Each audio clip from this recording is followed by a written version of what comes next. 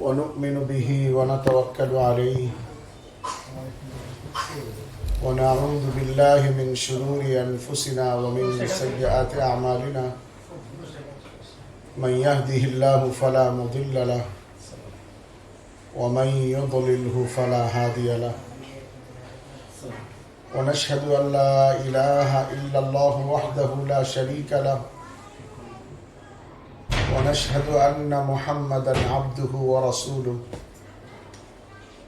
صلى الله عليه وعلى آله وأصحابه وبارك وسلم تسليما كثيرا كثيرا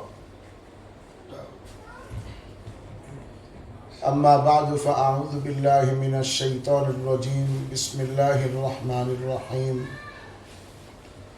من عمل صالحا من ذكر أو أنثى وهو مؤمن فلنحيينه حياة طيبة ولنجزينهم أجرهم بأحسن ما كانوا يعملون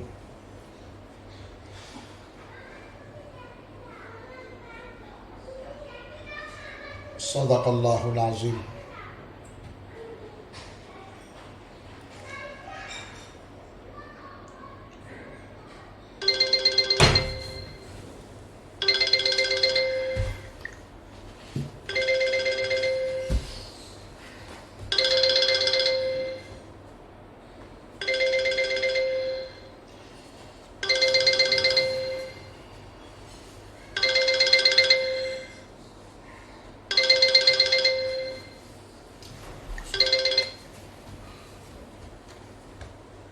সম্মানিত মা ও বোনেরা,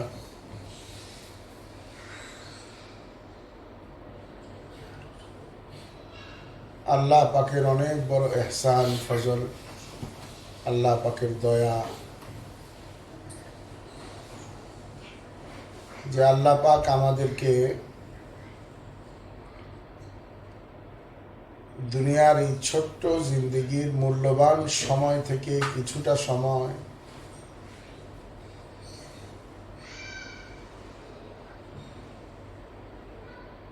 দিন, ইমান, আখিরাত জীবনের মাকসাদ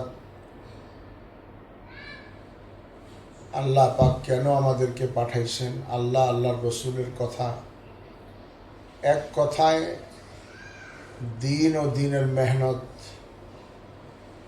সম্পর্কে আলোচনা করার জন্য, শোনার জন্য, অবসর হয়ে বসার জন্য আল্লাহ আমাদেরকে তৌফিক দিয়েছেন। এই জন্য আমরা দিলে দিলে আল্লাহ পাকের শুকর আদায় করি, আলহামদুলিল্লাহ।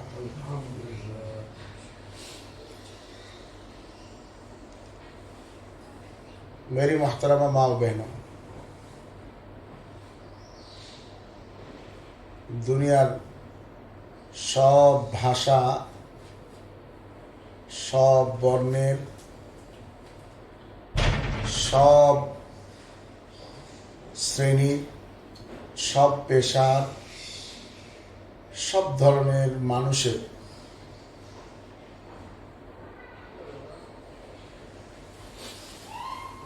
আদমের সন্তান, যাকে আদম সন্তান বলে, মানুষ বলে, সাদা মানুষ, কালো মানুষ,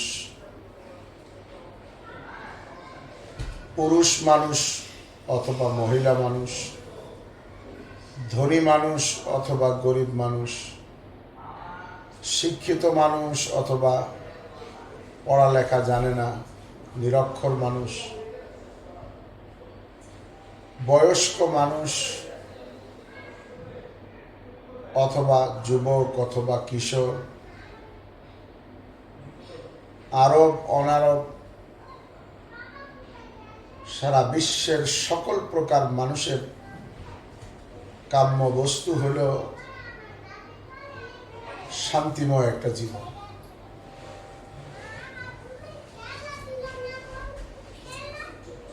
যারা মুমিন, যারা আল্লাহকে বিশ্বাস করে, আল্লাহর রসুলকে বিশ্বাস করে, আল্লাহ ও তার রসুলের কথাকে বিশ্বাস করে, তাদের সংবাদকে বিশ্বাস করে, আখিরাতকে বিশ্বাস করে, তারাও অন্য সকল মানুষের মতো শান্তি চায়, তবে তাদের আরেকটা জিনিস হলো যে আমরা দুনিয়াতেও শান্তি চাই, আখেরাতেও শান্তি চাই। কারণ আখেরাতের শান্তি বেশি দরকার পড়বে। এই জন্য আল্লাহ পাক দোয়াও শিখাইছেন। অনেক দোয়া আল্লাহ কোরআনে নাজিল করে আমাদেরকে শিখাই দিছেন, এইভাবে দোয়া করো। ওই সকল গুরুত্বপূর্ণ দোয়ার মধ্যে একটা দোয়া হলো রব্বানা আতিনা ফিদ দুনিয়া হাসানা ওয়া ফিল আখিরাতি হাসানা ওয়া কিনা আযাবান নার। আল্লাহ, আপনি আমাদেরকে দুনিয়াতেও ভালোই খায়ের কল্যাণ দান করেন, আখেরাতেও দান করেন।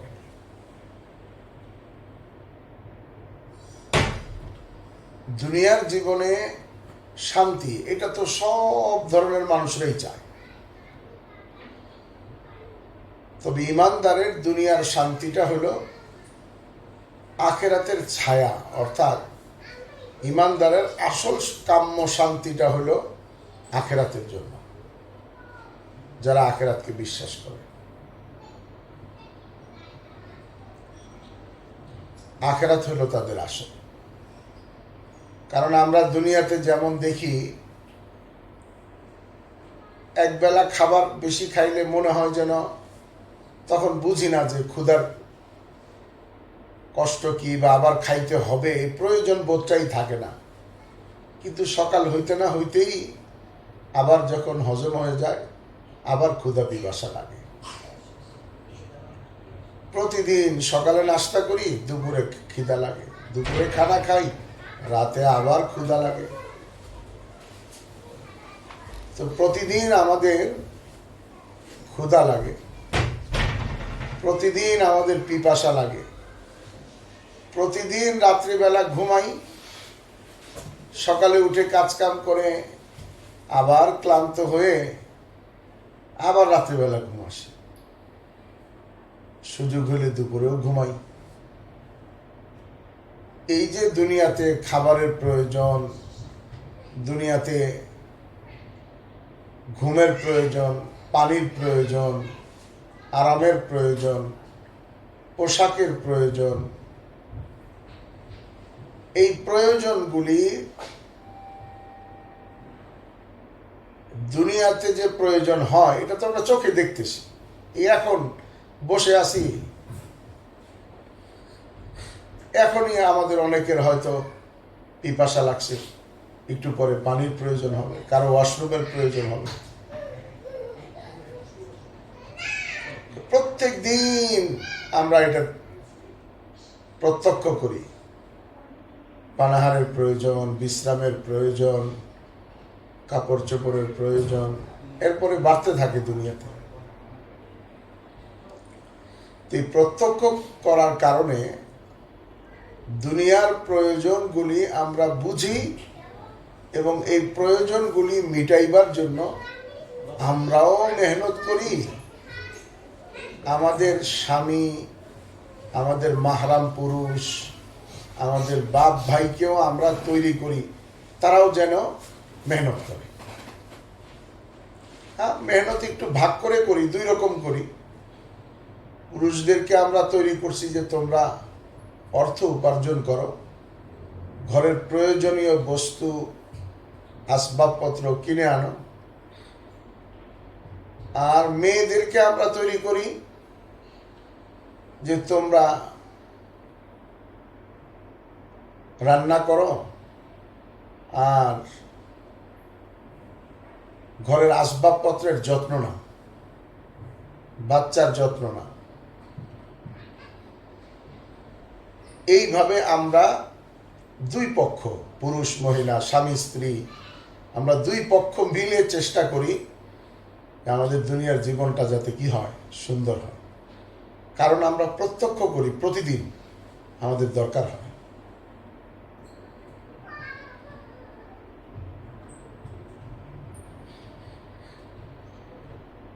আসবাবের যখন দরকার পড়ে, প্রয়োজন পড়ে, তো আসবাব ক্রয়ের জন্য টাকাও দরকার পড়ে, বাজার করতে হবে, টাকার প্রয়োজন, কাপড় কিনতে হবে, টাকার প্রয়োজন, জ্বর আসছে ঔষধ কিনতে হবে, টাকার প্রয়োজন, নুন লাগবে, টাকার প্রয়োজন, একদম নুন থেকে গয়না পর্যন্ত যা লাগবে টাকার প্রয়োজন। প্রত্যক্ষ করতে করতে করতে করতে করতে আমরা দুই পক্ষ তৈরি হয়েছি। আমরা মেয়েরাও তৈরি হয়েছি, যারা দুনিয়াতে অনেক মেয়েরা তো পুরুষের সাথে মাঠে নাইমেই গেছে, মানে উপার্জনের টাকার একিনটা এত বেশি হয়েছে, তথাকথিত উন্নত বিশ্বে তো মেয়েরা বাইরে পড়ছে। পুরুষও সকালে বাসা থেকে বের হয়, অফিসে যায়, মহিলারা অফিসে যায়, তাহলে ঘর চলবে কেমনে? তো ওই সমস্ত দেশে ঘরের জন্য আবার বাচ্চা জমা দেওয়ার জায়গা আসছে, রান্নার জন্য ক্যাটারিং এর ব্যবস্থা হয়েছে, বিভিন্ন অবস্থা, বিভিন্ন জিনিস চিন্তা ভাবনা করে তৈরি করছে।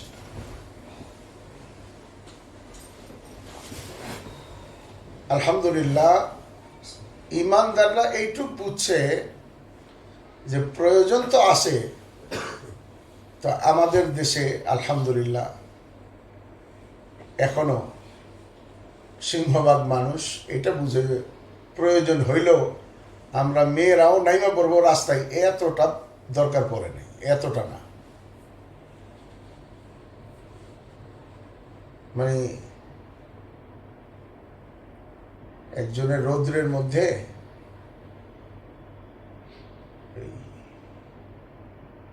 কিছু একটা বিক্রি করতেছে, হালি বিক্রি করতেছে,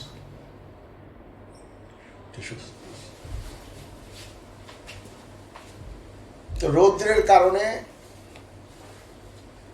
মাথা খুব চড়া, তো হালি দেওয়ার বদলে 3টা করে গলতেছে।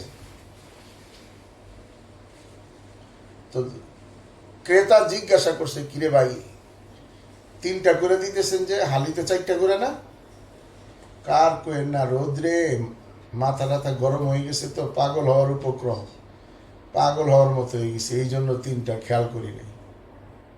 পাগল হয়েছেন তাইলে 3টা করে না দিয়ে আসা, হালিতে 5টা করে দিতেন, একটা বাড়াই দিতেন। না হয়েছি পাগল, তবে আবার অত বেশিও না। তো উন্নত বিশ্বে তো এতটুকু পাগল হয়ে গেছে যে বাইরে গেছে। কিন্তু তারা বাইরে হয়ে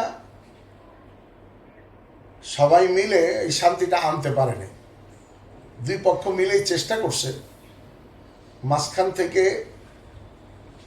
দিন, ইমান, ইসলাম না থাকার কারণে তারা দুই পক্ষ মিলেও পারেনি। আমেরিকাতে বেশিরভাগ, খুব কম ঘর আছে যেখানে আমাদের মতো মেয়েরা ঘরে রান্না বাড়া করে, ঘর গুছায়, আরামে থাকে, খুব কম। বেশিরভাগ সকালবেলা উঠে বেরিয়ে যেতেছে। একটা পুরুষ তো পারে, তাকে আল্লাহ গঠনগতভাবে তৈরি করছে, চাইলেই বের হয়ে পড়তে পারে। একটা মেয়েকে তো আল্লাহ দুর্বল হিসেবে বানাইছে। আপনি নিজেরাই বুঝেন, পুরুষরা কোথাও যাওয়ার কথা বললে যদি 8টায় বাইরেবার কথা থাকে, অন্তত পক্ষে 40 বার না বলা পর্যন্ত আপনারা পারেন না। এটা দোষ না, কারণ আপনাদের তো চাইলেই বাইরে হওয়ার অবস্থা আপনাদের নাই। আল্লাহ আপনাদেরকে এইভাবেই বানাইছেন যে আপনি ঘরে বেশি থাকবেন, বাইরে যাওয়াটা আপনার কাছে একটা বিরাট কষ্টের ব্যাপার। তো উন্নত বিশ্বে এরা সব বাইরে, রাস্তাঘাটে চলে গেছে, কেউ দোকানে, কিন্তু সবাই মিলেও পারে না। আমাদের দেশে আলহামদুলিল্লাহ সিংহভাগ মানুষ, বিশেষ করে আমাদের দেশের মায়েরা এটা বুঝছে যে না, প্রত্যক্ষ করি, অর্থের প্রয়োজন আছে, তাই বলে আমি বাইরে পড়বো এটার প্রয়োজন নাই। বিশেষ করে আলহামদুলিল্লাহ তুলনামূলকভাবে ঢাকার উত্তরের চেয়ে দক্ষিণের মানুষের এই বুঝটা ভালো আছে। উত্তরে বলতে ঢাকার নতুন ঢাকায় পড়ালেখা করায় তারা উন্নত বিশ্বের অনুসরণ করতে গিয়ে এনারা বাইরে পড়ছে। নোকসান কি হলো, যে শান্তির আশায় বাইর হইলো ওইটা তো পাবে না। যে শান্তির আশায় বের হয়েছে ওইটা ইনশাল্লাহ পাবে না। ইনশাল্লাহ এই জন্য বলছি যে এটা ওই জায়গায় আল্লাহ রাখে না, পাওয়ার জায়গাই না, পাবে না, কোশ্চিন কালেও না। কোরআন হাদিস মিথ্যা হইতে পারে না। তো তারা এইভাবে বাইর হয়ে পায় নাই, পাবে না।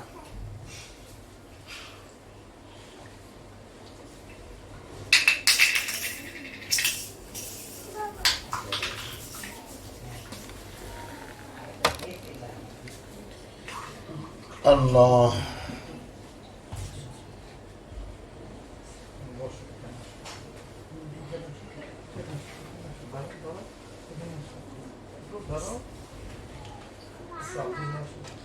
কারণ মেরি মোহতারাম মা ও বেহনো, আমরা যে প্রতিদিন প্রত্যক্ষ করি হাজাত, প্রয়োজন, জরুরত, আমরা আলহামদুলিল্লাহ ঈমান রাখি যে আমাদের এই প্রয়োজন টাকায় পুরা হয়, এটা সত্য না। টাকার প্রয়োজনীয়তাটা এটা একটা ঈমানি বিষয়। যাকে আল্লাহ দিছে দেয় নাই তারও পরীক্ষা, আর যারে আল্লাহ দিছে তার পরীক্ষাটা আরেকটু বেশি পরীক্ষা। যারে দেয় নাই সে তো বাধ্য হইলেও কইব যে আল্লাহই পুরা করবো, রাস্তা তো নাই, দেয়ালে পিঠ ঠিক গেছে। কিন্তু যারে আল্লাহ দিছে সে এইটা বলা যে আল্লাহ পুরা করে, এটা কিন্তু কঠিন। যার নাই কিচ্ছু সে তো বলবে এইটা ভাই আল্লাহ পুরা করবো, আমি কি করবো, আমার নাই কিছু। কিন্তু যারে আল্লাহ দিছে সে বলবে দিছে এইটা পুরা হবে না, পুরা আল্লাহ করবে। এই ঈমানটা যদি না থাকে তাহলে আসবাব থাকা সত্ত্বেও ওই যে আমরা উভয় পক্ষ মিলে চেষ্টা করতেছি যে রব্বানা আতিনা ফিদ দুনিয়া হাসানা, এই হাসানাটা হবে না, এই শান্তিটা হবে না। কারণ এই শান্তিটার জন্য প্রয়োজন হলো আসল জিনিস যেটা, সেটা হলো মেহনত। দুই পক্ষই আমরা করি, আমরা তৈরি হয়েছি, কিন্তু আসল হলো দ্বীন, ঈমান, আসল হলো আখিরাত। এটা হলো আসল। যদি দ্বীন থাকে, ঈমান থাকে, তাহলে আল্লাহ পাক আমাদের ভিক্টর পার্কে আজকে জুমার আলোচনা ওইটা ছিল। যদি দ্বীন ঈমান থাকে তাহলে রাসূলুল্লাহ সাল্লাল্লাহু আলাইহি ওয়াসাল্লামের ঘরটা কতটুকু ছিল আমরা হিসাব করছি। 3টা কবরে প্রস্থে যদি এক একটা কবর 3 হাত করে হয়, 3 তিরিকা 9, আর ওইদিকে যদি 9-এর জায়গায় 10 ধরি, এদিকে 10 ধরি, 10 10-এ 100, 100 বর্গ হাত, মানে 10 হাত চওড়া, 10 হাত লম্বা, স্কোয়ার আর কি। এই 10 বাই 10 হাত, একটু বাড়াই ধরি 15 বাই 10, 150 বর্গ হাত, 150 বর্গ হাত, মানে একদিকে 15 হাত, একদিকে 10 হাত। এইটাই ছিল রাসূল সাল্লাল্লাহু আলাইহি ওয়াসাল্লামের সবচেয়ে প্রিয়তমা স্ত্রী আম্মাজান আয়েশা রাদিয়াল্লাহু তাআলা আনহার সাথে তার দুনিয়ায় কাটানো জীবনের প্রাসাদ। এইটুক ঘরেই জীবন শুরু, এখানেই শেষ।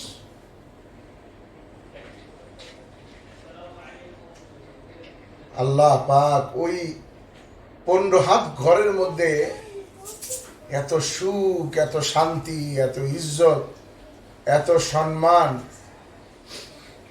এত সুকুন, এত ইতমিনান আল্লাহ তাআলা 15 হাত ঘরের মধ্যে এইভাবে দিছেন যেভাবে আমরা দেখি যে একটা বালতিতে বাতাস থাকে, কিন্তু একটা সিলিন্ডারের ভিতরে যেমন প্রেসার দিয়ে বাতাস ঢুকানো হয়, তো আল্লাহ পাক রাসূলুল্লাহ সাল্লাল্লাহু আলাইহি ওয়াসাল্লামের ওই 15 হাত ঘরের মধ্যে পৃথিবীর সব সুখ সিলিন্ডারের মতো ভরে দিছে।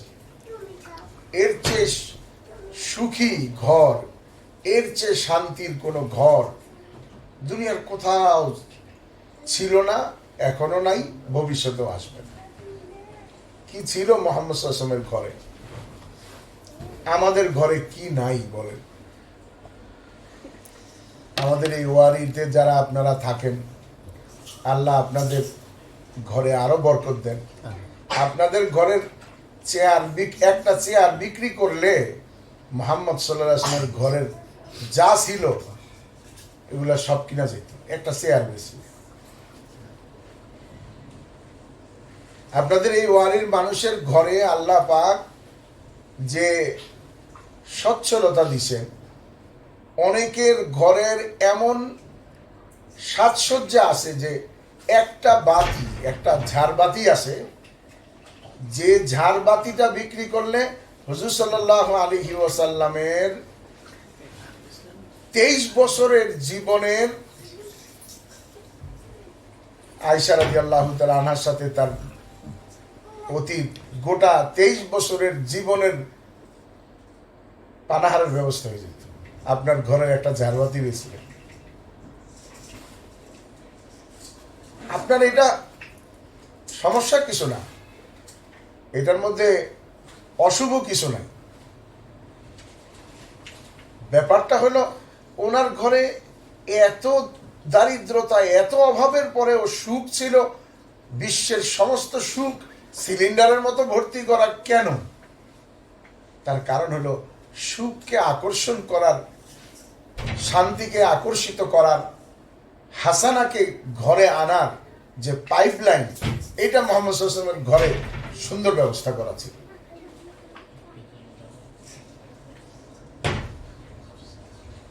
আর সেটা হলো দ্বীন, সেটা হলো ঈমান। এই জন্য মুহতারামা মা ও বেহনো, একটা কথাই ঘুরায় পেঁচায় বারবার বলছি যে আমাদের মানসপটে, আমাদের স্মৃতিতে, আমাদের কল্পনায়, আমাদের অন্তরে, আমাদের গোটা দিল জুড়ে, যেমন আমাদের দুনিয়ার সংসার, সন্তান এমন জুড়ে আছে যে আমরা রান্না করি, ঘর গুছাই, কত কিছু করি, কিন্তু সারাদিন কল্পনায় আমার ছেলে, আমার মেয়ে, আমার নাতি, আমার এগুলা ঘুরতে থাকে। একবারের জন্য আল্লাহর কথা মনে পড়ে নাই। আমাদের এই কথাটা বলার উদ্দেশ্য হলো, আমরা দুনিয়াতে যত প্রয়োজনই দেখি, এই প্রয়োজনগুলি একদিন মৃত্যুর মাধ্যমে শেষ হয়ে যাবে, কিন্তু আখেরাতে মৌতের পরে এই প্রয়োজনগুলি আমরা প্রত্যক্ষ করি না, কিন্তু আখেরাতে এই প্রয়োজনগুলি হবে। আখেরাতে এই প্রয়োজনগুলি হবে, আখেরাতে এই প্রয়োজনগুলি হবে, মৃত্যুর পরে এই প্রয়োজনগুলি হবে। মরার পরে ইজ্জতের দরকার হবে, মৃত্যুর পরে পানাহারের প্রয়োজন হবে। কোরআন হাদিস তাই বলে। হ্যাঁ, কবরে কিছুটা সময় আল্লাহ তাআলা ঘুম পাড়ায় রাখবেন, ওটাও তো একটা প্রয়োজন পুরা করাইবেন। দুনিয়াতে আমরা যেমন ঘুমাই, বিশ্রাম করি, মানুষ কবরে বিশ্রাম নেবে, কিন্তু জান্নাতে তো খাবে, পানাহার করবে। আখিরাতে এই প্রয়োজন অনেক বেশি দরকার পড়বে। দুনিয়া ছোট, দুনিয়ার ইজ্জতটাও ছোট, দুনিয়ার বেইজ্জতিটাও ছোট, দুনিয়ার কষ্টটাও ছোট, দুনিয়ার আরামটাও ছোট, দুনিয়ার প্রাপ্তিটাও ছোট, দুনিয়ার হারানোটাও ছোট, দুনিয়ার বেদনাও ছোট, দুনিয়ার কষ্টও ছোট, দুনিয়ার হাসিও ছোট, দুনিয়ার কান্নাও ছোট, দুনিয়ার রূপ লাবণ্য এটাও ছোট, দুনিয়ার যৌবনটাও ছোট। দুনিয়া ছোটরই অপর নাম, ছোটই ছোট, ক্ষুদ্র।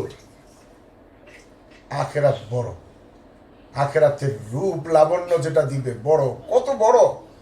দুনিয়ার এক নেক নারীকে আল্লাহ তাআলা জান্নাতে এরকম রূপ লাবণ্য দিবেন যে কোরআন হাদিসের মধ্যে হুরদের বর্ণনা আছে, জান্নাতি রমণীদের বর্ণনা আছে, কিন্তু দুনিয়ার মেয়েদের বর্ণনা করে না।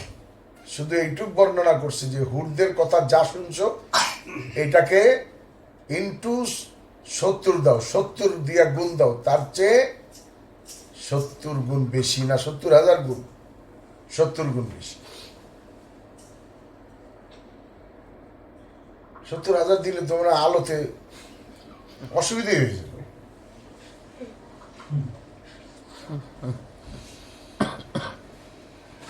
আল্লাহ আকবার। তো দুনিয়াতে এই প্রয়োজনগুলি যেমন আমরা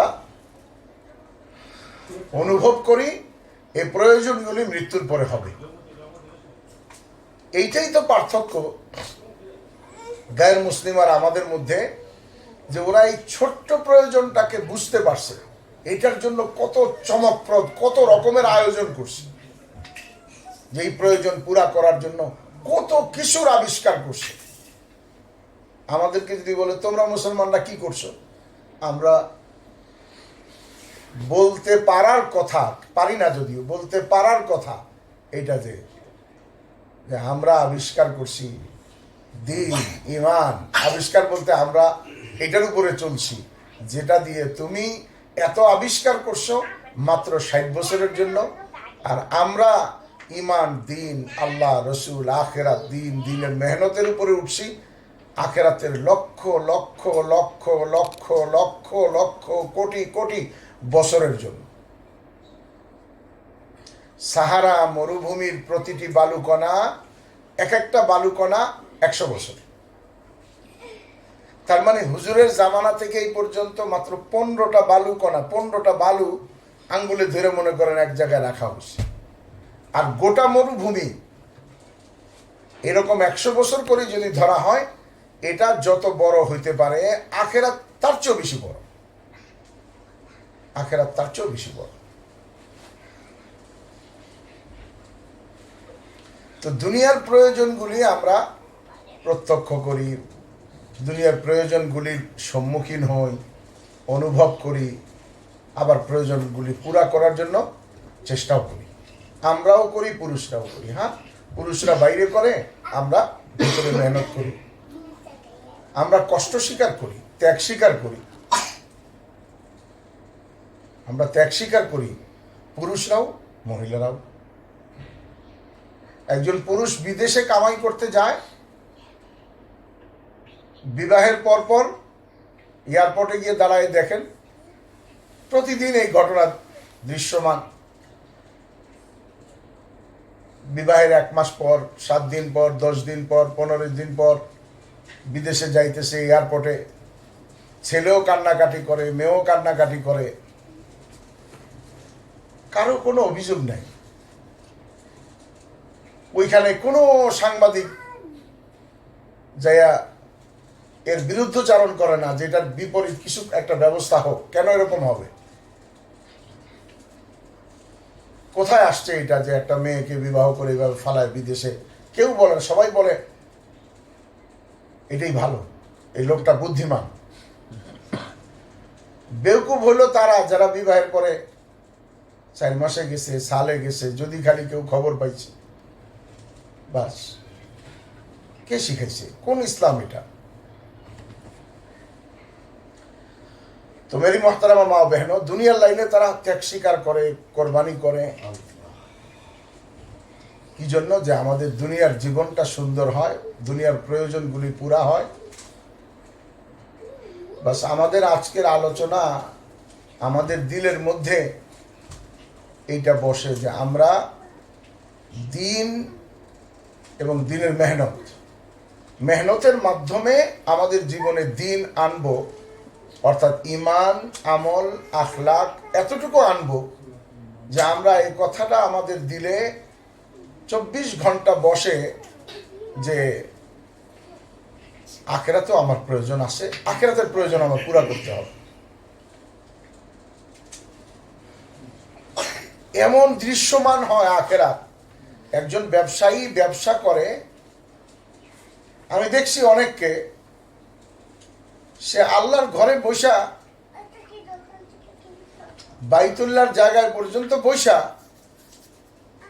তাকায় তাকায়, ব্যবসায়ী দৃষ্টিভঙ্গি, ওইখানে বসেছে চিন্তা করতেছে। রঙের মানুষ দেখছে, রঙের জিনিস দেখছে, এটা আমাদের দেশে কেউ নিছে কিনা। মোবাইলে সার্চ করতেছে, না হলে আমি নিব। কি আনবে সে আল্লাহর ঘর থেকে? কি রহমত? আল্লাহর রহমত কই থেকে পাইব? সে মাতাফে বসে সার্চ দিতেছে, এটা আমাদের দেশে কেউ নিছে কিনা, না নিলে আমি নেব। তো দুনিয়ার প্রয়োজনটা এত বুঝছি যে আল্লাহর ঘরের সামনে যেখানে যাওয়ার পরে দুনিয়া, বিবি, বাচ্চা, মা বাপ ভুলে যাওয়ার কথা ছিল, সেখানে সব পাওয়ার পরেও আমরা নামাজ বা তওয়াফ সব কিছুর মধ্যে দুনিয়াটা আমাদের চোখের সামনে ভাসে। আমাদের আজকের এই বসা আলোচনার উদ্দেশ্য হলো আমরা দুনিয়াতে গুলশান, বনানী অথবা ওয়ারি অথবা ঢাকা, সিঙ্গাপুর, জাপান যেখানেই বসবাস করি, 10 তলায়, 20 তলায়, বুর্জ টাওয়ারে, বুর্জ খলিফাতে, বুর্জ আল আরবে, ক্লক টাওয়ারে, যত উপরেই যাই, আমার 24 ঘন্টা আমার চোখের সামনে আমার আখেরাতের প্রয়োজনটা ভাসে। আমার তো আখেরাতের দরকার। দুনিয়া তো আমার চলেই যেতেছে, আমার সাথে অনেকে চলে গেছে। দুইজনে বসে আমরা এরকম বসে আখেরাতের কথা বলছি, কিন্তু আমার সাথে উনি উঠে চলে গেছেন, অলরেডি জান্নাত বা জাহান্নামে একটার মধ্যে ঢুকে পড়ছেন।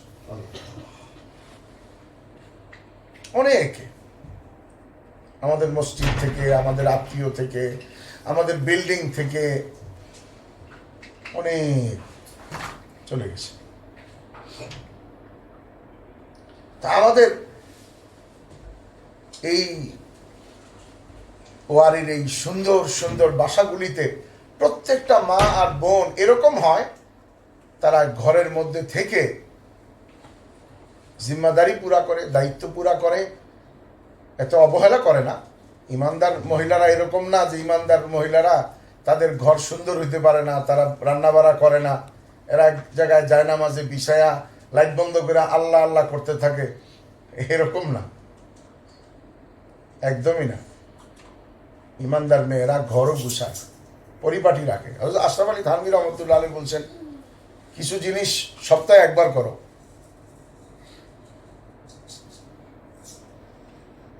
আমাদের মায়েরা দিনের লাইনে যত মজবুত হবে, সে দুনিয়াও পরিপাটি হবে। তার বাথরুম দেখলে বোঝা যাবে একটা মানুষ কতটা পরিচ্ছন্ন, এটা তার বাথরুম দিয়ে বোঝা যায়। সব গুছানো থাকে, বাথরুমটা দেখলে অনুমান করা যায় তার মেন্টালিটি কতটা পরিচ্ছন্ন। দিনদার মেয়েরা বাথরুমও পরিষ্কার রাখে, সুন্দর রাখে, চুল পরিপাটি রাখে, নিজের সুন্দর থাকে, এটা হক, অধিকার, অর্থাৎ তার স্বামীর অধিকার। দিনদার মেয়েরা এগুলি করে, কিন্তু আখেরাতকে সামনে রেখে করে। আখেরাতকে সামনে রেখে করার অর্থ হইল, মূল টার্গেট হলো তার আখেরাত বানানো। তার মূল টার্গেটটা হলো আখেরাতটা সুন্দর করা। তো আখেরাত সুন্দর করার মধ্যে দুনিয়া সুন্দর করা নাই তা না, ওইটার ভিতর দিয়ে দুনিয়া সুন্দর হয়ে যায়। চিন্তাধারা, চিন্তা চেতনা, তার সব কিছু আখেরাত, কিন্তু হয়ে যায় মাঝখান থেকে দুনিয়াও সুন্দর। আর দুনিয়াওয়ালারা দুনিয়া সুন্দর করতে গিয়ে দুনিয়া, আখেরাত তো নষ্ট হয়ই, যেটা সুন্দর করতে চাইছিল ওইটাও হয় না। এটা এরকম, যেমন কেউ যদি ছায়া ধরতে যায়, তো ছায়া, ওই মানুষটা তো ধরা হয় না, ছায়াটাও ধরা যায় না। আর যে মানুষটাকে ধরে, তো মানুষ ধরলে ছায়াও ধরা হয়ে যায়। যে আখেরাত ধরে তার দুনিয়াও সুন্দর হয়ে যায়, আর যে শুধু দুনিয়া ধরে তার আখেরাতও তার হাতছাড়া হয়, তার দুনিয়াও তার হাতছাড়া হয়।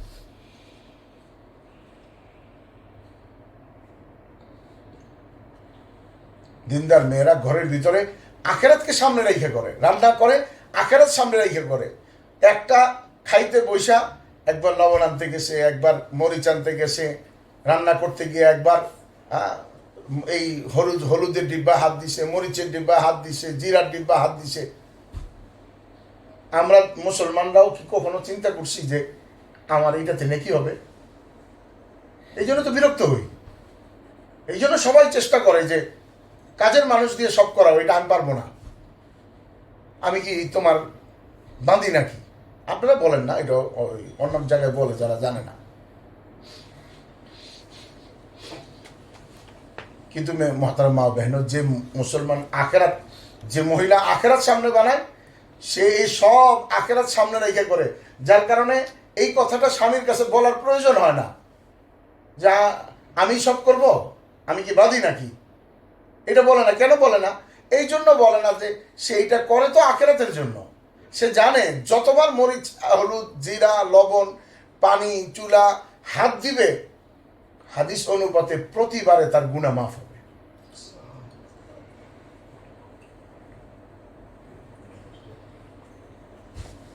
সে বাচ্চা যতবার গোসল করাবে, যতবার পেশাব করবে, যতবার বমি করবে, যতবার পাক হবে, ততবার তার গুনাহ হবে, গুনাহ মাফ হবে। কারণ হাদিসের মধ্যে আসছে, কোন মুসলমান যখন কষ্ট করে, এমনকি হাত্তা ইয়াসুকা বিশাউকা, এমনকি যদি ছোট্ট একটা কাটার তার হাতে গুতা লাগে, ডায়াবেটিসের রোগীরা আলহামদুলিল্লাহ যাগো ইনসুলিন নেয়, এরা এই ডেইলি 3 বেলা আল্লাহ শুকর এই নেকিটা পায়, যে খোঁচা লাগলেও আল্লাহ তাআলা তার গুনাহ মাফ করে। আচ্ছা, খোঁচা লাগলে তো একটু ব্যথা লাগে, আর কিছু ব্যথা নাই, কিন্তু একটু সময়, ডাইন পকেটে চাবি রাখছে, বাম পকেটে হাত দিয়ে নাই, আবার এই পকেটে, একটু পেরেশান হলো 2 বার, এটা তো গুনাহ মাফ। এখন আখেরাত সামনে রেখে যদি করে, রান্না করা খুশি, এত কষ্ট হয়েছে, ঘাম, কিন্তু বিরক্তি নাই, কারো উপরে কোনো বিরক্তি নেই।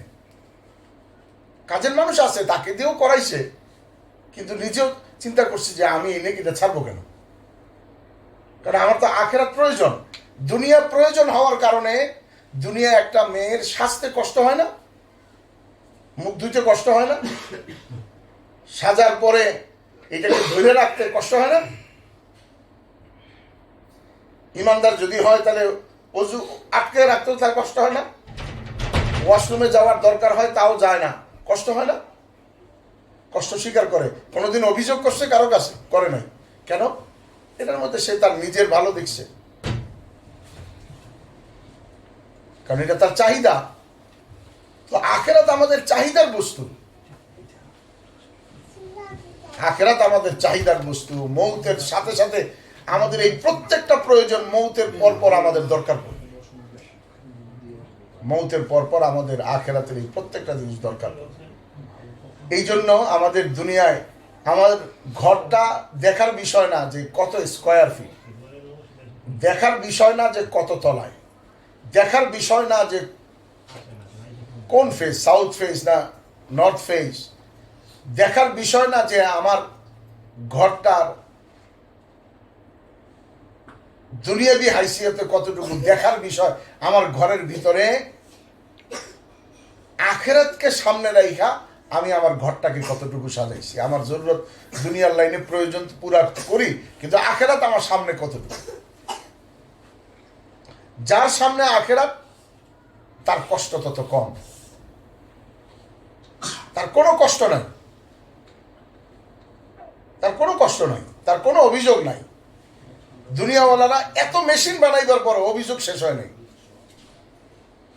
রাসূল সাল্লাল্লাহু আলাইহি ওয়াসাল্লামের জামানাতে মেয়েরা অ্যাটাচ বাথরুম দেখে নাই, এই জন্য ওনাদের জামানায় খানা কম খাইতো, দিনের বেলা প্রয়োজন যাতে না হয়,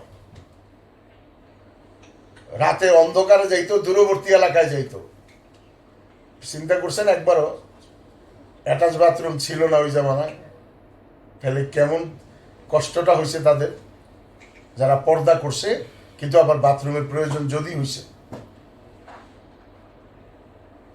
অথচ কোথাও কোনো সিরাতে, কোনো ওয়াজে কোথাও শুনছেন এটা নিয়ে কোনো আলোচনা, যে মেয়েরা এটা নিয়ে চিন্তা করছে, হুজুরে বলছে হুজুর একটা অ্যাটাচ বাথের কোনো চিন্তা ভাবনা করেন, কোরআন হাদিস থেকে বিজ্ঞান দিয়া এমন কিছু তৈরি করেন যেটা দিয়ে আমাদের অ্যাটাচ বাথরুম একটা কিছু ব্যবস্থা হয়। ওই জামানায় কোনো আলোচনাই নেই, এটা কষ্ট মনে করে নেই, এটা কোনো বিষয় মনে করে নেই। আর আজকে হইতে হইতে হইতে হইতে এত সব আয়োজন হইছে, যে টাচ করলে পানি পড়ে, টাচ করলে বন্ধ হয়, টাচ করলেই গরম হয়, টাচ করলেই ঠান্ডা হয়, ঢুকাইলেই গরম হয়ে যায়, ঢুকাইলেই ঠান্ডা হয়ে যায়, ঢুকাইলেই বরফ হয়ে যায়, মেশিন দিলে কাঁচা দিলে পাকা বের হয়, কাঁচা দিলে রান্না বের হয়, সব আবিষ্কার করার পরেও তাদের কাছে যান, অভিযোগের কোনো শেষ নাই। তারা হয়তো জিজ্ঞেস করলে বাস্তবে সরাসরি কোনো অভিযোগ বলবে না, কিন্তু অভিযোগ আছে বলেই ওই সমস্ত দেশে মামলা চলে, মোকদ্দমা চলে, আইন মানে কোর্ট কাচারি চলে, আমাদেরও চলে, অভিযোগের শেষ নাই। অথচ রসুলের জামানায় কোনো অভিযোগ এই ধরনের নাই। আখিরাত সামনে রাইখা করলে কোনো কষ্ট মনে হয় না। রসুলের জামানা তাদের কোনো কষ্টের কথা নাই। তাদের যে কষ্টের কথা আছে সেটা শুনলে আমাদের গা শিউরে ওঠে। 2 মাস চুলা জ্বলে নেই। এই দুনিয়ায় কোন বাড়ি আছে? আফ্রিকাতে আমরা দেখছি অনেক কষ্টের জায়গা, 2 মাস চুলা জ্বলে না, এরকম কোনো দেশ দেখিনি। মেরি মোহতারামা মা ও বেহনো, এই জন্য আখিরাত সামনে রাখার একটা পদ্ধতি হইল, আখিরাত সারাক্ষণ কি সামনে রাখবো, মানে সারাক্ষণ কি হাসরের ময়দান চিত্রটা, নাকি সারাক্ষণ কি রাখবো সামনে? এটার সহজ পদ্ধতি হইল, আমার আখিরাতের বিষয়গুলি তো কখনো তালিমে, কখনো বয়ানে, কখনো মুজাকারায় শুনবো, কিন্তু মূল হইল আমার আখিরাত সুন্দর করার জন্য আমার মাওলাকে, আল্লাহকে রাজি করে যেতে হবে, বাস আল্লাহকে সামনে রাখা, এটাই হলো আখিরাত। আল্লাহর সাথে দিল এতটুকু লাগানো যে আমারে কেউ কষ্ট দেওয়ার মতো সুযোগ না পায়। কেন? তার কারণ হলো আল্লাহর সাথে দিল আমার এতটা লাগানো যে অন্য কাউকে আমি এতটা জায়গা দেই নাই যে তার কথায় আমার কষ্ট লাগবে। যেমন কেউ কোনো স্ত্রী যদি স্বামীর প্রতি তার আস্থা থাকে আর স্বামীর দিলে তার জায়গা থাকে, মহাব্বত থাকে, তাহলে অন্য কেউ কোনো কষ্টের কথা বললেও তার সেটা হাসি মুখে সেটা বরণ করতে পারে, বরদাস্ত করতে পারে, উড়াই দিতে পারে, বলতে পারে যে আমি এটাকে মূলাই না। কেন? তার কারণ হলো আমার আসল জায়গা ঠিক আছে। কিন্তু তার স্বামীর সাথে সম্পর্ক ভালো না, এদের সবাই বাহবা দিলেও কিছু যায় আসে না, আসল জায়গায় তার নষ্ট। এই জন্য আল্লাহর সাথে এতটুকু সম্পর্ক যে আল্লাহ আমার উপরে রাজি কিনা, আমি যা করতেছি এটার মধ্যে আল্লাহ রাজি আছেন কিনা, এইটা সামনে রাখা মানে হলো আখিরাত সামনে রাখা। বাচ্চাটাকে খেদমত করব আল্লাহকে সামনে রেখে, রান্না করব আল্লাহকে সামনে রেখে, বিশ্রাম করব আল্লাহকে সামনে রেখে, নিজেকে পরিপাটি করব, সাজবো। আমি কসম করে বলছি যে আল্লাহকে সামনে রেখে লিপস্টিক ব্যবহার করবে, বা যে আল্লাহকে সামনে রেখে মুখ ফেস ওয়াশ দিয়ে ধুবে, বা যে আল্লাহকে সামনে রেখে সে সাজসজ্জা গ্রহণ করবে, আল্লাহর কসম করে বলছি সাজসজ্জার মধ্যে আল্লাহ তারে নেকি দিবে, আল্লাহ রাজি হবে, আল্লাহ সন্তুষ্ট হবে। কিন্তু যে আল্লাহকে রাজি করবে না, আল্লাহকে নারাজ করবে, আল্লাহর রাজির তোয়াক্কা করবে না, তো দুনিয়ার সবচেয়ে সুন্দরী হওয়া সত্ত্বেও অবজ্ঞা, অবহেলা আর লাঞ্ছনার কোনো শেষ তার থাকবে না।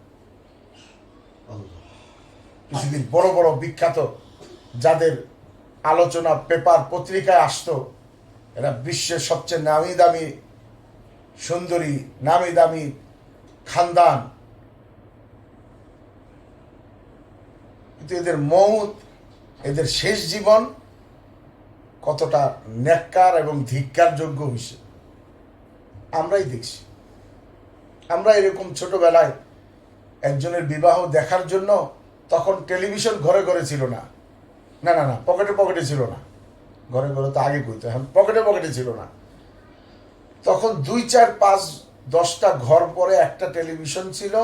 কেউ যাইয়া ওইখানে হজের দিন মনে আছে দুপুরবেলা, সৌদি আরব 3 ঘন্টা পিছনে 9টা থেকে দেখাইতো, আমার বাংলাদেশের দুপুর 12টা বা 1টায় হজ দেখানো শুরু হইতো। তো কোনো এক বাসায় গিয়ে টেলিভিশনের সামনে বসে থাকতাম। আমার এখনো মনে আছে, চিন্তা করতাম যে শুধু মানুষ দেখাইছে, হজ কই, কিন্তু কেউ জিজ্ঞেসও করতে পারতেছি না। জিজ্ঞেস করলে কেউ যে জানে না, কিছু বুঝে না, এই জন্য জিজ্ঞেস করতাম না। কিন্তু প্রশ্নটা এখনো আছে যে তাকায় দেখতাম যে মানুষ দেখতেছি, কিন্তু হজ গেল কই, তত বুঝতাম না। তো এইরকম 2, 4, 5, 10 ঘর পরে এক টেলিভিশনে জমা হয়ে একজনের বিয়ে দেখছে সারা বিশ্ব, যার বিয়ের জামার, বিয়ের কাপড়ের পেছনের অংশটা ঘোড়ার গাড়ি থেকেও নিচে বহুদূর পর্যন্ত কিছু মানুষ বহন করছে, কিন্তু শেষ জীবন এরকম মানুষরাও স্বামীর কাছেও টিকতে পারেনি, আল্লাহর কাছেও টিকবে না, যেহেতু ইমান ছাড়া গেছে, আর স্বামীর কাছেও টিকে নাই। আর বাজারে বিক্রি হওয়া পণ্যের মতো জায়গায় জায়গায় ঘুরে বেড়ায়, এই দোকান ওই দোকান, এই বাড়ি ওই বাড়ি, এই দেশ এই দেশ করে এক জায়গায় শেষ হয়ে গেছে। কোনো এক সমুদ্রের পারে গাড়ি অ্যাক্সিডেন্টে শেষ হয়ে গেছে, জীবনের পরিসমাপ্তি ঘটছে। তো মেরি মোহতারামা মাও বেহনো, আল্লাহকে সামনে রেখে যদি কেউ সাজসজ্জা করে, আল্লাহ ওইটাতেও নেকি দিবে। মেয়েদের কোনো কাজ নাই যে কাজের মধ্যে তার কি নাই, নেকি নেই, কোনো কাজ এরকম নয়। পুরুষেরও আল্লাহরে সামনে রাইখা চাকরি করে নেকি, আল্লাহকে সামনে রাইখা ব্যবসা করে নেকি, আল্লাহকে সামনে রাইখা সে বাচ্চারে ডাক্তার দেখাইতে নিয়ে গেছে নেকি, আল্লাহকে সামনে রেখে বাজার করছে নেকি। কিয়ামতের দিন সবচেয়ে প্রথম হিসাব কিতাব হবে নামাজের। আউয়ালু মা ইউহাসাবু বিহিল আবদু ইয়াউমাল কিয়ামাতি আস-সালাহ। হিসাব হলো এক আদালতে, আর ও নেকি আর বদি ওজন করা, যে মিজান, ওয়ানাদাউ মাওয়াজিনাল কিসত, ইনসাফের পাল্লা যে কায়েম হবে, এটা আলাদা আলাদা কোর্ট। ওজনের কোর্টের মধ্যে সবচেয়ে প্রথম ওই নেকি মাপা হবে যেটা পুরুষরা তার ফ্যামিলির পিছনে খরচ করছে হালাল ভাবে, তাদের জরুরত পুরা করার পিছনে।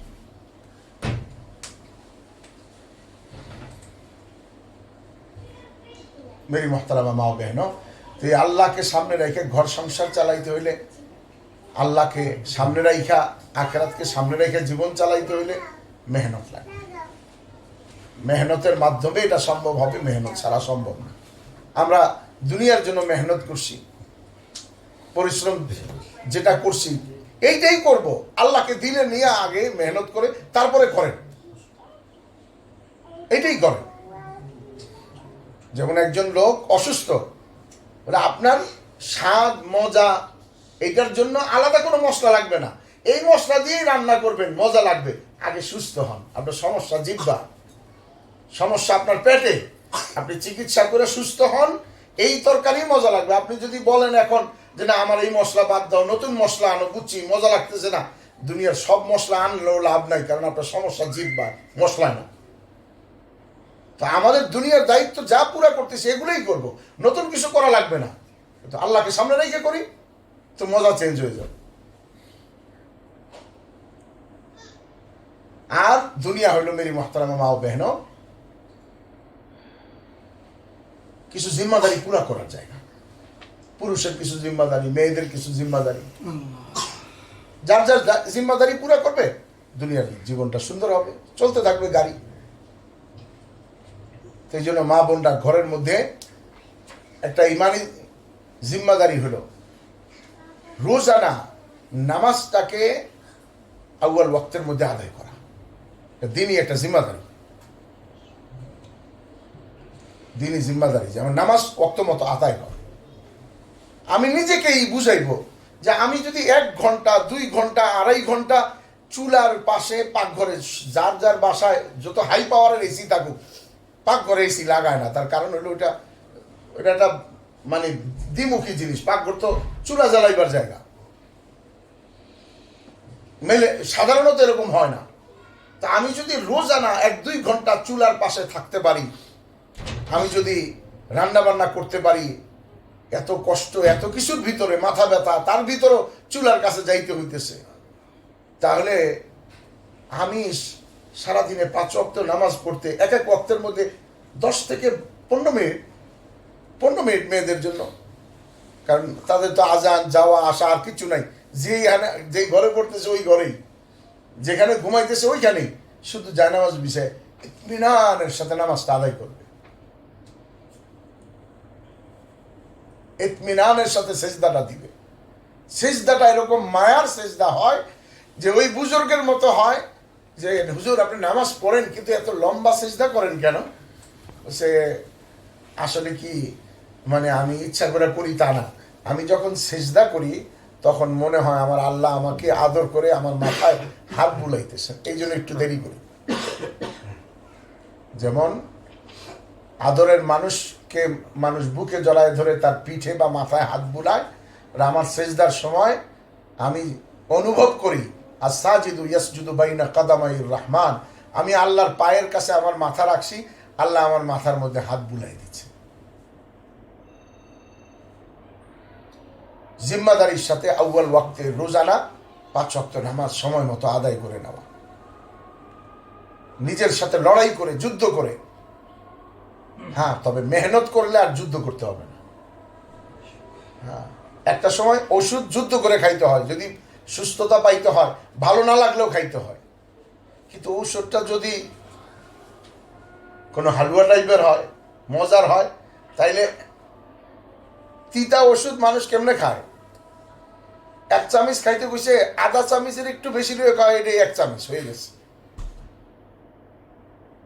আর মিষ্টি ওষুধ কিভাবে খায়? 1 চামচ নিতে বলছে, নেওয়ার সময় খায় আরেকটু নেয়, কয় যে কিছু তো চামচে লাইগা ছিল, ওইটা তো খাওয়া হয় নাই, এই জন্য আবার নিয়ে আধা চামচ পুরা নিচ্ছে। তো 1.5 চামচ রে 1 চামচ কয়, আর তিতা ওষুধ রে 1.5 চামচ রে 1 চামচ কয়। নামাজটা আমার মিষ্টি হয়, আমাদের এখন তিতা নামাজ চলতেছে, 1.5 চামচ রে 1 চামচ চালাইতেছি, তারপরও চালাইতে হবে। তবে যদি আল্লাহকে পাওয়া যায়, যদি মেহনত করা হয়, যদি মুজাকারা হয়, যদি মেহনতের সাথে লেগে থাকা হয়, তাহলে ইনশাআল্লাহ তিতা ওষুধ মিঠা ওষুধে পরিণত হবে। এই জন্য মা বোনদের একটা বহুত বড় জিম্মাদারি, সে নামাজ ওয়াক্ত মতো আউয়াল ওয়াক্তে ঘরে পুরা করে। একটা জিম্মাদারি মা বোনদের জন্য যে রোজানা সবার জন্য, কোরআন শরীফ পুরুষ নারী সবার জন্য আসছে, কোরআন শরীফ সবার জন্য আসছে। তো আমি রোজানা কোরআন শরীফ আমি স্পর্শ করি, পড়ি, কোরআন আমাকে যাতে চিনে। কোরআনকে জিজ্ঞাসা করলে যে হ্যাঁ ওনাকে চিনি আমি, কোরআনের অক্ষরে যদি কথা বলতে বলে দেওয়া হয়, সূরা নিসারে, সূরা মুমিনুনে যদি বলা হয় দেখো তো এনারা চিনো কিনা, না চিনি না, আমি তো 7 বছরের মধ্যে কোনোদিন এনার সাথে আমার দেখা হয় নাই, কারণ সূরা পড়লে সূরা ফাতিহা, ফালাক, নাস পড়ছি, সূরা মুমিনুন খুলি নাই, সূরা নিসা খুলি নাই, খতম তো করি নাই, সূরা হুজুরাত খোলা হয় নাই, তাগাবুনকে খোলা হয় নাই। এদেরকে যদি জিজ্ঞেস করা হয় চিনো নি এরে, বলে আমি তো চিনি না। আমি যদি এরকম না হই, বরং কি বলছে যে পরিচয় বাকি রাখার জন্য বছরে 2 খতম করতে, এটা হলো পরিচয় বাকি থাকবে, তাহলে দেখলে বলবে হ্যাঁ হ্যাঁ ওনারা চিনি আমি। আর যদি বেশি পড়ে তাহলে বলবে চিনি মানে এই তো আমার দোস্ত। আরো বেশি পড়লে আমার ঘরের লোক, এনারা এখন যদি কেউ জিগা আপনার ছেলের কথা, আপনার জিগা ওরা চিনেন, আপনি হাসবে, এটা কি জিগাইলেন আপনি।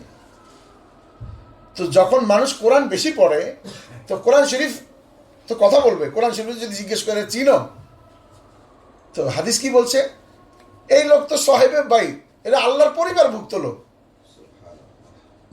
এর কথা কি জিগা, সাহেবে কোরআন।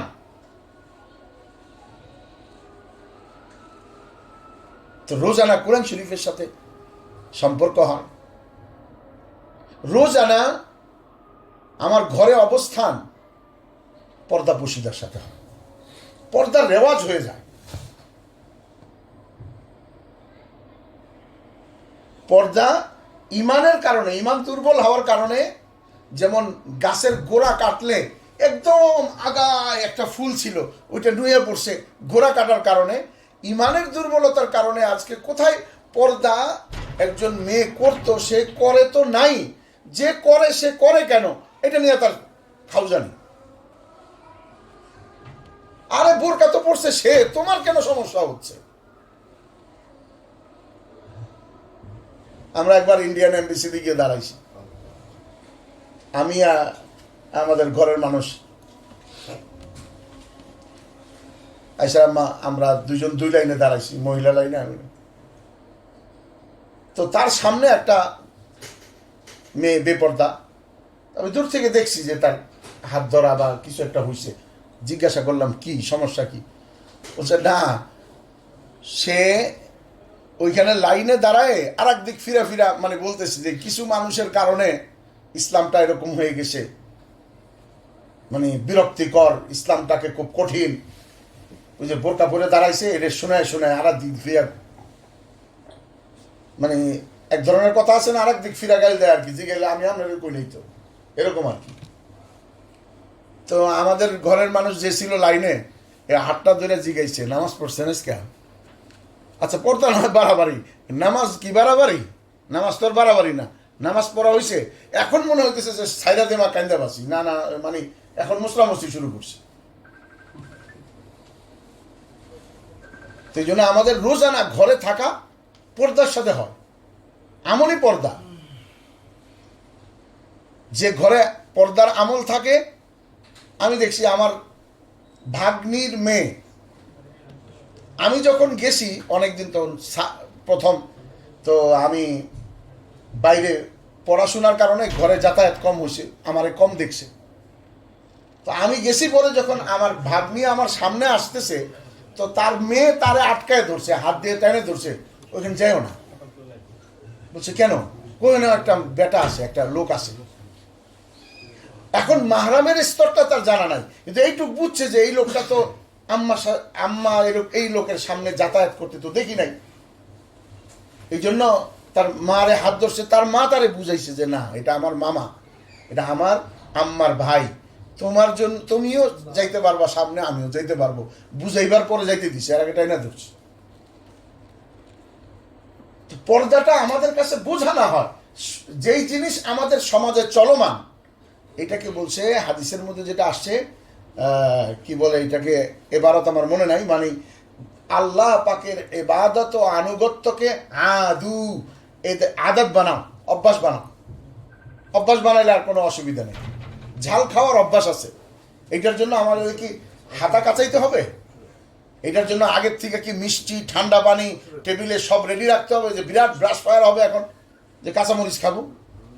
স্বাভাবিক, এটা আমরা কাঁচামরিচ তো তরকারিতে ঝাল দেওয়া সত্ত্বেও আলগা একটা কাঁচামরিচ চাবান দিয়ে খাই, কিন্তু আরবরে যদি ঝাল তরকারি দেন, তার আগে খেজুর, মধু, মিডা, ঠান্ডা পানি সব কিছু দিয়া তারা রেডি করতে হইব, যে খাওয়াইবার পরে নাচন বন্ধ করতে হইব। এর অভ্যাস নাই, আদত নাই। তো আমাদের সমাজে ধীরে ধীরে অভ্যাস উঠে যাইতেছে, যার কারণে আমাদের পরের নসল যারা আসবে এরা পর্দা বুঝবে না তখন। এই জন্য আমাদের ঘরে আমাদের অবস্থান করাটা পর্দার সাথে হয়, হাকিকি পর্দার সাথে। আর এটা কোনো কষ্টের কিছু না। ওই যে ইমানের মেহনত করলে পর্দা করাও সহজ। পর্দা করার জন্য অনেক বড় বাড়ি লাগবে না, যে পর্দা কেমনে করবো, তাইলে আমরা বিরাট 10,000 স্কোয়ার ফিটের দুই ভাইয়ের বাসা লাগবে, নাহলে তো এটা পর্দা। আরে মোহাম্মদ সাল্লাল্লাহু আলাইহি ওয়াসাল্লাম তোর প্রিয়তমা স্ত্রী আয়েশাকে নিয়ে তো 100 স্কোয়ার ফিটের ঘরের মধ্যে জীবন কাটাইছে, বেপর্দা তো হয় নাই। আর এরকম ভাবে আমাদের ঘরে থাকা এক বহুত বড় জিম্মাদারি হলো আমাদের বাচ্চারা যাতে তাদের তরবিয়ত আমরা করি। পড়বে মাদ্রাসায়, পড়বে স্কুলে, পড়তে পারে, অসুবিধা নেই। আমরা এটা বলি না যে স্কুলে পড়া হারাম। মৌলানা সাইদ খান সাহেব রহমতুল্লাহ আলীকে জিজ্ঞাসা করা হয়েছে, বাচ্চিও কো ক্যা করে, মেয়েদেরকে কি করাবো? উনি সুন্দর উত্তর দিচ্ছেন, দেখো आलिम बनाना फर्ज नहीं और डॉक्टर बनाना हराम नहीं, तुम सोचो आखिरत किसमें है तुम्हारी। आलिम बनानो फरज ना, ডাক্তার বানানো হারাম না, তবে তুমি চিন্তা করে দেখো তোমার ছেলের ভবিষ্যৎ ও আখেরাতটা সুন্দর কিভাবে হয়, এটা ফিকির করো। মাসলা তার উপরে ছেড়ে দিচ্ছে। এটা হলো মানে বড় হেকমতওয়ালা জবাব, যে আমি তোমারে বইলা বাইরে দিয়া বাস দিয়া কতক্ষণ ফ্যান ঘুরামো? তুমি আমার জিজ্ঞাসা, আমি তোমারে কইয়া কইয়া ঘুরামো যে না পড়াও, যাইতে চায় না, না নিয়ে যাও। আবার তুমি জিজ্ঞাসা করবা আজকে গেছিল কালকে যায় না, আবার বাইরেতে বাস দিয়ে ঘুরামো। এটা হলো বাস দিয়ে ঘুরাইয়া বাতাস চায় ফ্যান। বাস দিয়ে ঘুরাইলে বাতাস কি পাই, উল্টা আরো গামায় যাব। তুমি নিজের ভিতর থেকে চলো, তুমি চিন্তা করে দেখো তোমার সন্তানের ভবিষ্যৎ সুন্দর কোথায় হবে।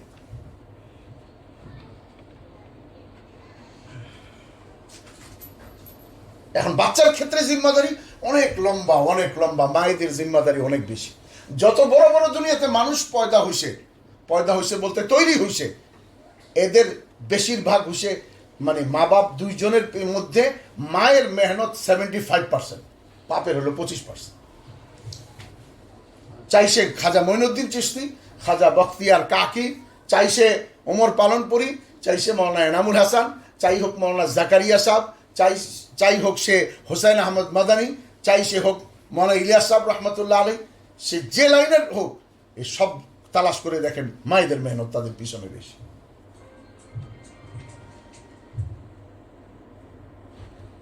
এই জন্য আমার বাচ্চাদের তরবিয়ত জিনিস, শিক্ষাগত জিনিসটা তো প্রতিষ্ঠানে, অক্ষর জ্ঞান প্রতিষ্ঠানে, কিন্তু তরবিয়ত জিনিসটা হলো যেটা সারাক্ষণ পাশাপাশি সাথে থাইকা দেখা শিখে। আমি সবসময় যেটা বলি, যেমন আমাদের বাচ্চারা হিংসা করে না, হিংসা সামাজিকভাবে আমরা ত্যায্য সম্পত্তি সূত্রে মরার আগেই আমাদের বাচ্চাদেরকে দেই, আমাদের থেকে পায়। দুনিয়া তো মরার পরে কিছু কিছু দেই, বাকিটা মরার পরে। তবে হিংসা, বিদ্বেষ, পরশ্রী কাতরতা, এগুলা আমরা বাইসা থাকতেই আল্লাহ শুকর আলহামদুলিল্লাহ মরার আগেই দিয়ে যাই। কেমনে? আমি আমার জায়ের লগে যা করছি, আমার মাইয়া দীক্ষা তাতা শিখছে জায়ের সাথে কি করতে হয়। যা মানে বিরাট খারাপ জিনিস। আমার মা দাদির সাথে কি করছে, এইটা দেখা মেয়ে শিখছে যে আমি আমার শাশুড়ির সাথে কি করব। এইটা হলো তরবিয়ত। এইটা এইরকম করি, আমি নমুনা কায়েম করি এরকম যে আমার বাচ্চা তরবিয়ত আমি অক্ষর জ্ঞান দিয়া বুঝাইয়া মুখে বলবো না, সে আমারে দেখা শিখবে যে হ্যাঁ কি করতে হয়, এইভাবে করতে হয়। আমি আগেও বলছি, এখনো বলি প্রসঙ্গক্রমে আর কি, যে আমি ভিক্টোরিয়া পার্কে একবার বহু আগে ফলের মৌসুম, আমার বোনদের বাসাবো, ফল দেওয়ার কথা বাসা থেকে বলছে। তো আমি বলছি যে আমার কাছে তো টাকা নাই, কয়েকশো টাকা আছে। আমার ওজিফা তখন আলহামদুলিল্লাহ অনেক, প্রায় 2500 টাকা, 2500 টাকা, এই তো বিরাট ব্যাপার। মাস শেষে তো তাহলে 2-3 লাখ টাকা থাকার কথা, তো থাকে না। তো এখন আমার বন্ধুর বাসায় ফল দিব থেকে 2500 টাকা আমার বেসপার তেলেই জায়গা। তো বাসায় বললাম, পরে বললো যে এখন আমারে যদি লোকে খালি একটু তাল মারতে পারে যে না নিজেরাই খাইতে পাই না, আবার বোনের বাসায় ফল কিসের, তাহলে তো এমনি নাচই না বুড়ি, তার মধ্যে ডোলের বাড়ি, এইটা হইতো। কিন্তু আমাকে উল্টা বোঝানো হলো যে না, মানে আমাদের বুঝছি কষ্ট, কিন্তু ফল মৌসুমে 1-2টা ফল হলো তো পাঠানো দরকার। আমি যখন কইছি নাই, তো ঘর থেকে 500 টাকা দেওয়া হয়েছে, যেটা হয়তো তারও মনে নাই। কিন্তু এই 500 টাকা জীবনের একটা তরবিয়ত, শুধু সন্তানের না, স্বামীর তরবিয়ত হয়েছে যে ভাই বোনকে খেয়াল এইভাবে রাখতে হয়। এটাকে তরবিয়ত বলে। আমরা যদি নিজেরা এরকম হইতাম, না না না না না মন্দ কথা বলতে হয় না। আমাদের একজন বুজুর্গ ছিল মেহেরবান আলী বড়তবি রহমতুল্লাহ আলী, বড়তা মুজফ্ফরনগর, দেওবন্দের পাশের জেলা মুজফ্ফরনগরের একটা গ্রামের নাম, যেই গ্রামের উপর দিয়েই মনে ইলিয়াস সাহেবের বাড়ি, কান্দলার রাস্তা ওইখানেই। তো ওনার মাদ্রাসায় ওনার সাথে আমি দেখা করতে গেছি। অল্প বয়সে ইন্তেকাল করছে মুফতি মেহেরবান আলী বড়তবি রহমতুল্লাহ আলী। আমি ওনার সামনে বসে রয়েছি, এমন সময় এক লোক আসছে, আয়সা বলতেছে, গ্রামের সাদা সিধা লোক, আজি মুফতি সাহেব খাইরি আছে, এই সেই কথা বলতেছে। মুফতি সাহেব কাজ করতে করতে উত্তর দিতেছে, হ্যাঁ হ্যাঁ ঠিক আছে। হঠাৎ করে দেখি মুফতি সাহেব লাভ দিয়ে ওটা ইন্নালিল্লাহ ইন্নালিল্লাহ রাজিউন, বাস বাস বাস বাস। আমি শুদ্ধ ডরাই গেছি, কি হয়েছে? মানে ওই লোক কথার ফাঁকে হঠাৎ করে একজনের গিবত শুরু করে দিছে। মানে একজনের যে ওই লোক বহুত উসকি বাত মাতকে বহুত, মানে ওইটা তো বহুত খারাপ লোক, এরকম কিছু বলছে। মুফতি সাহেব লাভ দিয়ে উঠছে। এই বেটা আমার মনে হয় মরার আগে কোনোদিন গিবত তো দূরের কথা, ভালো কথা কইতো চিন্তা করতে হইব যে কমু কি কমু না, তার সাথে চুপ থাকি তাই ভালো। এমন লাভ দিছে উনি, মনে হইলো যেন উনি বসা আসিল, ওনার গায়ে বোধহয় কেরাসিন ঢেলে দিছে। এই আচরণটা যদি আমরা ঘরে করতে পারি, যে না আমি মন্দ কারো বলি না, কেউ বললে বাবা এটা বলতে হয় না। দেখো সব মানুষই, সবারই একটা দুর্বলতা থাকে। এটা তার গঠনগত দুর্বলতা, অথবা এটা তার শারীরিক দুর্বলতা, ওইটা মানসিক দুর্বলতা। কারো দুর্বলতা নিয়ে আলোচনা করতে হয় না, বাস এইটা হলো।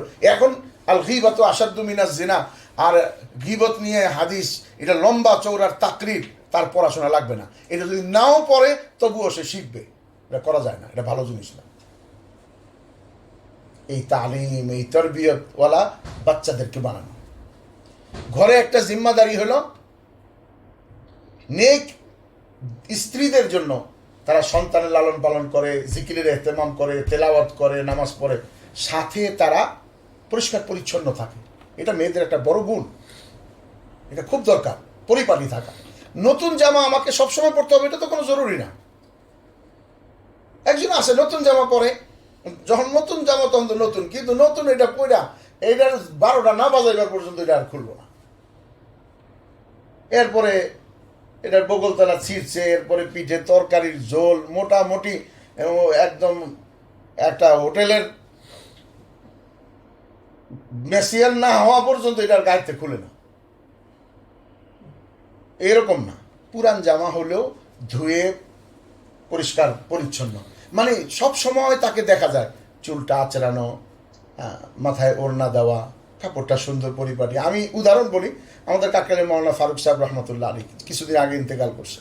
হুজুরের এক শ্যালক সৌদি আরবে থাকতেন, আমরা ছাত্র তখন, সে মাঝে মধ্যে আসতেন, স্বাভাবিক এমনি নর্মাল পায়জামা পাঞ্জাবি পরে, কিন্তু যখনই আসতেন দেখতাম যে কখনো তার জামা কুচকায় আসে, টুপিটা বাঁকা হয়ে আসে, এরকম না। সব সময় দেখে আমরা বলতাম লোক, এই লোকটা মানে খুব পরিপাটি লোক। মেয়েদের একটা গুণ, তারা ঘরে পরিপাটি থাকে। কারণ এইটা আপনি এমনিতেই তো পুরান জিনিস মানুষের খুব একটা ভালো লাগে না, মানুষের মানে শয়তানের এই রোগ দিছে, তার মধ্যে যদি থাকেন অপরিপাটি, অসুন্দর, অপরিচ্ছন্ন, তাহলে পুরুষের চোখ সরে যাওয়াটা স্বাভাবিক। স্বাভাবিক তো বলা যায় উচিত না, মানে হইতে পারে, পদস্খলন করতে পারে। এই জন্য পরিপাটি থাকা চাই, সুন্দর থাকা চাই। আকৃষ্ট হওয়ার জন্য দুইটা জিনিস, একটা হলো জাহিরি পরিপাটি, আর একটা হলো ভিতর গুনাহ থেকে পাক। তাইলে পুরুষ ইনশাআল্লাহ জায়গা থেকে সরবে না। আত-তাইয়্যিবুনা লিত-তাইয়্যিবিন ওয়াত-তাইয়্যিবাতু লিত-তাইয়্যিবাত, আত-তাইয়্যিবুনা লিত-তাইয়্যিবাতি আল-খাবিসুনা লিল-খাবিসাত। খারাপের জন্য খারাপির জন্য, খারাপ পুরুষের জন্য, খারাপ মহিলার জন্য, বা খারাপ পুরুষ খারাপ মহিলার জন্য, মানে যে যেমন তেমন, জৈসি কারনি ওইসি ভারনি। এই জন্য পরিপাটি থাকা, সুন্দর থাকা। ঘরের ভিতরে ঘরকেও পরিপাটি, নেক স্ত্রীদের একটা কাজ ঘরকে সুন্দর রাখে। ঘর পরিপাটি থাকা এটা দোষণীয়, এটা ভালো, আলহামদুলিল্লাহ, এটা পরিপাটি থাকা চাই। আমাদের বুজুর্গরা বলছেন যে আমাদের সবার বাসায় একটা ওয়ার্ড্রোবের একটা উপরের ড্রয়ার পাওয়া যাবে, যেটার মধ্যে দুনিয়ার হাবিজুবি সব রাখা আছে, ওইটার নাম হাবিজুবি ড্রয়ার। সবার বাসায় পাওয়া যাবে। মাঝে মধ্যে হাবিজুবির ড্রয়ারটা খুলেন, এই নিয়তে খুলেন যে আমার ঘরটা সুন্দর থাকে, সব জিনিসগুলো বাইর করেন। যেটা বেকার ফালাই দেন, কিছু জিনিস আছে বেকার ফালাইবার মতো, কিন্তু হুদামিসা রাখা হয়েছে। কবে কার ইঞ্জেকশন দিছিল সিরিঞ্জটা মনে পড়ে রয়েছে। নামাজের সময় হয়ে গেছে, ও আসছে এখন তখন নামাজ। হ্যাঁ, তাই জন্য মেরি মোহতারামা মা বহনো, ঘরের কাজকামগুলি পরিপাটি রাখা, সুন্দর রাখা। রান্না বান্না অনেক বেশি না হয়, অল্প হইলেও স্বামীর জন্য রান্না করেন। তার কারণ যাতে আপনার রান্না যে পরিমাণ ত্যাগ স্বীকার হবে, আপনি মানে তার জন্য আপনি কষ্ট করবেন, আল্লাহ ওই পরিমাণ তার ভিতরে একটা মহব্বত তৈরি হবে। যদি কোনো ওজন না থাকে, ওজন থাকলে ভিন্ন কথা। নিজের হাতে রান্না করেন। বাইরে থেকে আসলে, আজকে আমাদের ভিক্টোরিয়া পার্ক মসজিদে আমরা পুরুষদেরকে বলছি একটা কথা, আমাদের মনে হয় ভিক্টোরিয়া পার্ক মসজিদের আশপাশের কোনো দোকানে আজকে আইসক্রিম থাকার কথা না, বিশেষ করে ডিসকোন আইসক্রিম। সবাই বলছি এই কথা, যে এটা আপনারা শুনেন না, মানে তবু একটা বলি, যেটা বলছি যে বাচ্চারে চিপস দিছেন, চুইংগাম দিছেন, কবে মনে পড়বে? হ্যাঁ, এই তো পরশু দিন আনছি, প্রায় ঘরে গেলে নিয়ে যাই। বোর জন্য কবে নিছেন? প্রথম 2 বছর সবাই নেয়, এরপরে কবে নিছেন মনে পড়ে? কারো 3 বছর, 4 বছর, 5 বছর, এর মধ্যে কোনো দিন তার জন্য নিছেন আলাদা? একটা হলো সবার জন্য নিয়ে একটা ধরাই দিছেন, আর তার জন্য আলাদা নিছেন, এরকম তো মনে পড়ে না। আজকে নিয়ত করেন যে আজকে মসজিদ থেকে যাওয়ার সময় একটা করে ডিসকো আইসক্রিম লয়ে যাবেন। তো এটা তো পুরুষদেরকে বলছি, আপনাদেরকে বলি যে আপনি এইটা কবে তার ঘাম মুছে দিছেন বাইরে থেকে আসার পরে? এটা কেমন কথা? এটা কেমন শরমের কথা না? আমার কাছে সেটা আসিল যে জামাইরে মানে জামাই বউরে সালাম কেমনে দেয়, মানে পুরুষ বাইরে থেকে আইসে বউরে সালাম দিব, এ কেমন শরমের কথা? সবাই বৈশাল ল্যাংটা খেলা দেখে, এটাতে হাফ প্যান্ট পরে খেলা, এটা কত লজ্জার কথা। লানত পরে এটা তাকায় দেখে সবাই একসাথে, এটার মধ্যে শরম পায় না? সালাম দিব এটার মধ্যে শরম পায়। তো এই জন্য পুরুষরাও আইসক্রিম আনবো আপনাদের জন্য, তা আপনিও একটু গাম মুছে দিয়েন, তা না হলে আইসক্রিম আনবো কেমনি? এই তো চিন্তা করবো আইসক্রিম নিয়ে লাভ নাই তো, আমার ঘাম যদি না শুকায় আমি আইসক্রিম নিয়ে কি? এই জন্য কখনো জিম্মাদারির মধ্যে এটাও একটা, যে আপনি আপনার প্রতি আকৃষ্ট রাখার জন্য কখনো ঘাম মুছে দেন, আসার পরে অভ্যাস বানায় নেন যে 1 গ্লাস ঠান্ডা পানি তার হাতে দেন। আগের দিনে পাখা করা ছিল, এখন পাখাটা নাই, অন্তত ফ্যানটা সাইডা তো দিতে পারে। এখন তো ঝগড়া হয় যে ফ্যান ছাড়বো কেটা, বিছনায় উঠবো কে, শুয়ে পড়ছেন দরজা লাগাইবো কেটা, শেষে লটারি করে, চলেন লটারি করি। তো অন্তত পক্ষে এই খেদমতগুলির সাথে ঘরে থাকা, আল্লাহ আমাদেরকে আমলের তৌফিক দান করেন। আমাদের এসার পরে এখানে পুরুষদের জোর আছে, এই জন্য চলে যেতে হবে। ভিতরে মা বোনদের কাছে একটা দরখাস্ত হলো, ঘরে এই আমলের সাথে থাকার জন্য জরুরি হলো যে আমরা নিজেরা ঘরে রোজানা তালিম করব, এলাকার ইজতেমাই তালিমে জুড়ব, আমাদের স্বামীদেরকে আল্লাহর রাস্তায় 4 মাসের জন্য তরগিব দিয়ে পাঠাবো যে তুমি আল্লাহর রাস্তায়, তোমার 4 মাস হয় নাই, 4 মাস লাগাও, এতে আমার যা কষ্ট হবে আমি এই কষ্টের অভিযোগ কোনোদিন দুনিয়া আখেরাত কোথাও করব না, আমি ত্যাগ স্বীকার করলাম। এইভাবে আমরা প্রত্যেকে স্বামীর 4 মাসের নিয়ত করে তাদেরকে তৈরি করব। আর এখানে নগদ 3 দিনের জন্য এক জামাত হইতে পারে, মস্তুরাত সহ নগদ বলতে আগামী কিছুদিনের মধ্যেই সময় লাগানো যায় এরকম ভিতরে তশকিল করেন। আমরা যেহেতু 8:30টায় নামাজ অনেক দেরি হয়ে গেছে, তো ইনশাআল্লাহ বাকি পরবর্তীতে আমরা কাগজ ঘরওয়ালার মাধ্যমে ভিতরে আহলে আমানুল হক কাগজগুলি নিয়ে নিলে আমরা পরে এটা পয়সা ফিল করবো ইনশাআল্লাহ। আর বাকি আমার জীবনের একটা জিনিস ছিল যে আমি কখনো জীবনে বলি নাই কেউরে যে আমার সাথে হজে চলেন, এটা আমার একটা ইয়েই ছিল, বলি না যে চলেন, গেলে মেহনত করছি। আর আলহামদুলিল্লাহ প্রত্যেক হজেই একটা করে কারগুজারি আছে, যে কারগুজারিটা আল্লাহর জন্য রেখে দিছি। কারণ ওই যে আরবিতে একটা কবিতা আছে, হাল্লাকা সিররুনা ইনদাল্লাহ, তোমার কি কোনো রহস্য আছে এমন যেটা আল্লাহ ছাড়া কেউ জানে না, যেটা খোলা হবে কিয়ামতের দিন? এর আগে কোনো এরকম অনেক কারগুজারি আছে যেটা রেখে দিলাম, যাতে কিয়ামতের দিন আল্লাহ এর ভিতর থেকে কোনো একটা করে মানে নাজাতের জরিয়া বানানো। বাকি এতটুকু যে আমি আগামী সেপ্টেম্বরের শেষে ওমরায় যাব চিন্তা করছি, সেপ্টেম্বরের 28, 29, 30। যদি কেউ যান তাহলে ফিকির করতে পারেন। আর এইটুকু যে এজেন্সিওয়ালা যারা আছে তার সাথে আলাপ করে নেবেন। কিন্তু আমি শুধু এতটুকু যে আমরা ওইখানে 2 বেলা আমল করব, এই আমলে নিরবিচ্ছিন্নভাবে আমলের দ্বারা যদি ফায়দা হয় কারো, আলহামদুলিল্লাহ, বাস, এর চেয়ে বেশি কিছু না। তো এইটার জন্য যদি কেউ তৈরি থাকেন, সেটা ওই যে আমাদের এহসান ভাই আছে, ওনার সাথে যোগাযোগ করলে জানা যাবে ইনশাআল্লাহ। আর বাকি জামাতটার তশকিল পুরা হয়, এই তশকিলটা পুরা করে তারপরে আপনাদের যেহেতু এখনই জামাতের নামাজ তো পড়তে হবে না, একটু দেরি করে পড়তে পারবেন, ভিতরে আলিয়া আমানুল হক একটু মুজাকারা করে তশকিল করে জামাত পুরা করে তারপরে ইনশাআল্লাহ মজমা শেষের দোয়া পড়ব। আমরা আমাদের মজমা শেষের দোয়া পড়ে নিতেছি যাতে আমরা যেতে পারি। সুবহানাল্লাহ বিহামদিহি সুবহানাল্লাহ। হুজুর 5 তারিখে জোর আছে হ্যাঁ, 5-6 2 দিন জোর আছে, 4-5 আমাদের 4-5 টঙ্গীতে জোর আছে। ওই যে কাকরাইলের বিভিন্ন ঢাকার সবগুজারি পয়েন্ট, তার মধ্যে একটা পয়েন্ট আমাদের যেটা কাকরাইলের, এটা হলো 4-5 সেপ্টেম্বর টঙ্গী 3 শেডে জোর হবে। তো যাদের ونؤمن به ونتوكل عليه